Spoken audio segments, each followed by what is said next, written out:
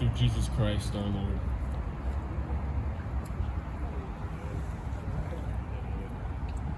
This chapter showed us the way to true liberty. How? In general, this is a great statement of the gospel of salvation, a summation of the argument that Paul has been making in chapter 6.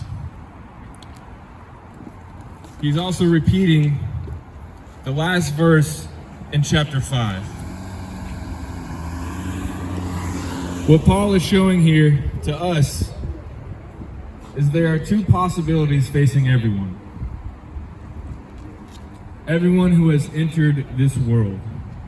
And if we ask ourselves, did we enter this world by our choice? Did we will ourselves into existence?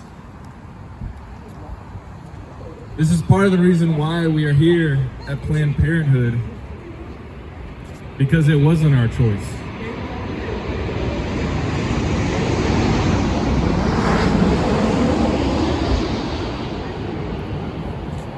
We came into being because God willed us to be here. And we do not have the right to change that for someone else. So going back to Paul and these two possibilities facing everyone,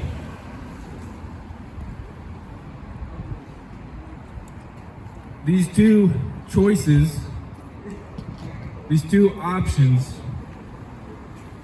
are shown in this great statement of the gospel. It's dividing the world between believers and unbelievers. We think the world is divided up between the good we do towards fellow man, how much we can donate to the poor, how many homeless people we can help. But this statement is showing that that's not the case of reality. The world has things divided up. There's socialism, communism, social, racial, political, all these divisions.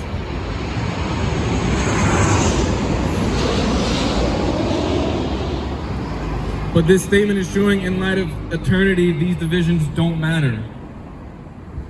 It is either damnation or heaven. There is no common ground here. No spectrum that fades into gray. It is black and white. And each one of these statements is eternally consistent within itself. It is saying that if you start off on one road, you will end up here. And for us, disobedience was the first step. And the logical road goes to damnation. In these two possibilities, the apostle emphasizes slavery throughout this chapter. He's showing the importance of the master, of having a master. We all have masters that we serve in this world. We're either a slave to God or a slave to sin. There's no neutral ground. Therefore, the Bible refutes the idea that the one thing that matters about a man is how good or how much good he can do to this world. You have men like Bill Gates that are donating millions of dollars to help, which is good, but it's not enough.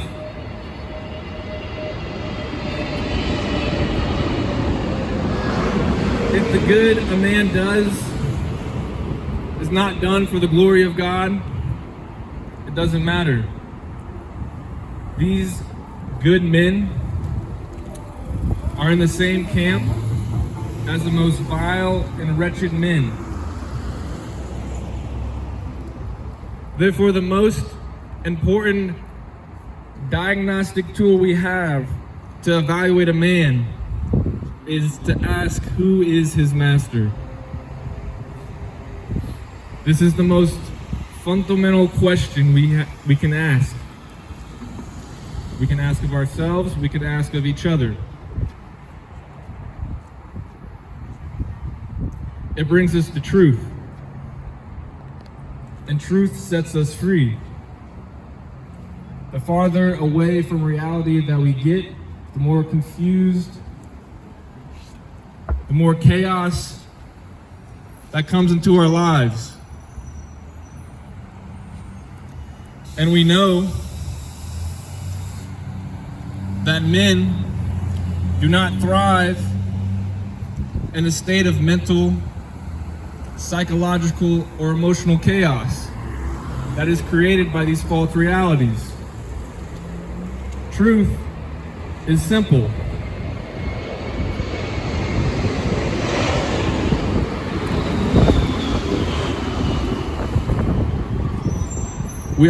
We in this world are always trying to make it complex. God, even though He's infinite and we cannot comprehend Him, turn from your sin.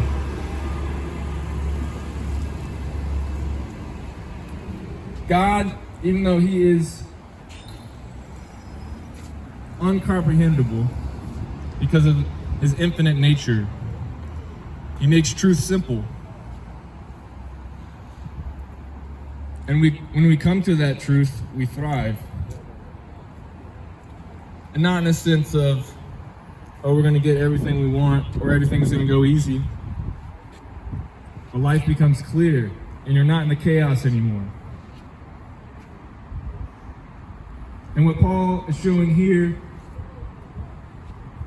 is that it has always been a heart issue.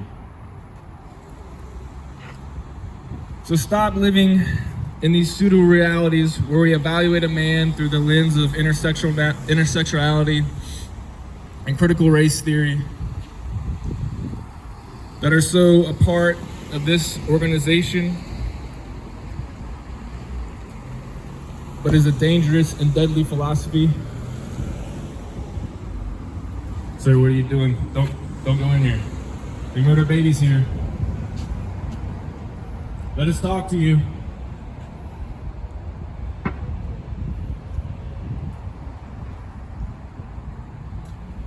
Sir, on Judgment Day, you'll have to answer for this.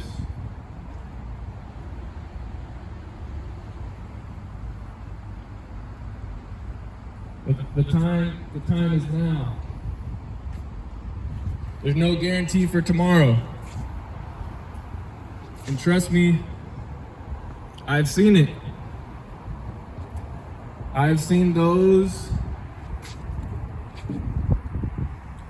who, when I was working on an ambulance, who thought, were so surprised that today was the day that they were dying. And they were reaching out to me, begging me to save them, and I knew that I could not do that. And I saw the light fading out of their eyes. I didn't know if they were believers or not, but I knew that they were going into eternity, and they weren't prepared that day. That scared me. It made me take more serious what I believe, because it comes quick. The bullet does not discriminate. Hey, sir, I'm going to ask you if you put your sign out there, can't lean against our property. This is our property, sir. The property goes this way, and these are our shrubs, and this is touching our shrubs, so we're going to ask you. Well, now you're touching my property. There. Well, there you go. Have a nice day, sir. Yeah, don't touch my property. Okay. Well, you're touching my property. Sir. I'm stuck. Yeah, have a great day. Property, yeah. Yep. Have a nice day. Yeah. My property, boss. Oh, there you go. Oh, no, the time was hanging on. Yeah, make sure the bushes, is that it? Big and brave Mark. Big and brave, Mark. Not garden babies, but garden shrubs. That's your boss. Big, brave Mark. Garden the shrubs.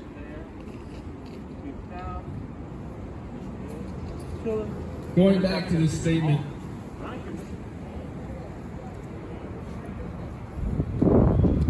I would also like to point out that it is the law that determines the wages for men in this unbelieving camp.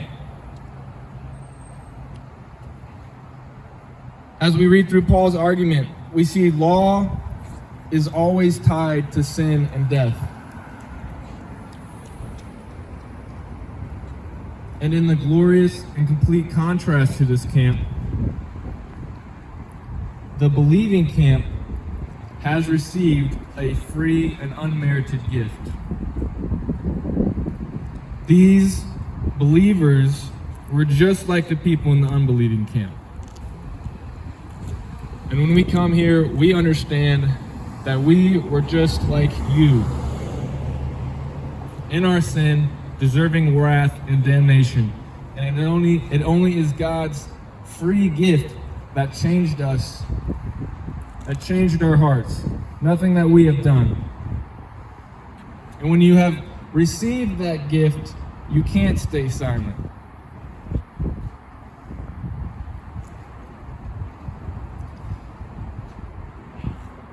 And we have received this gift that we did not deserve.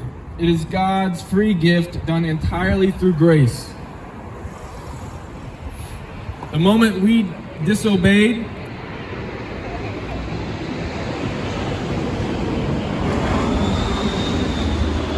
we died spiritually and physically, but not yet. Man was not meant to die physically and spiritually. That is why it feels so unnatural to us when death comes. And we all know it's unnatural. It's not pretty. Never think that the day you die is going to be pretty. Even just most people's goal of dying peacefully in their bed is not pretty. Because us as paramedics, we come and we still try to give you another day. And it's not pretty. It's violent, trying to keep someone from eternity. But eternity always wins. Death always wins because we as men, Adam, first disobeyed. That's why it feels so unnatural to lose a loved one. Because it is unnatural. It's not the way it was created. Yet in this disobedience to a holy and righteous God, in which we deserve death and eternal separation from God, His Son died on the cross for us and rescued us from this state. It is the only way that God could have remained a just God. His justice required Him to intervene for us. He saved us for Himself, by Himself, from His wrath that He could rightly pour upon us. And that's why we're here, because God, through His Son on that cross, intervened. So we ask you to think and meditate upon these things. Ask the question of yourself and think about your death. Memento mori. Remember death.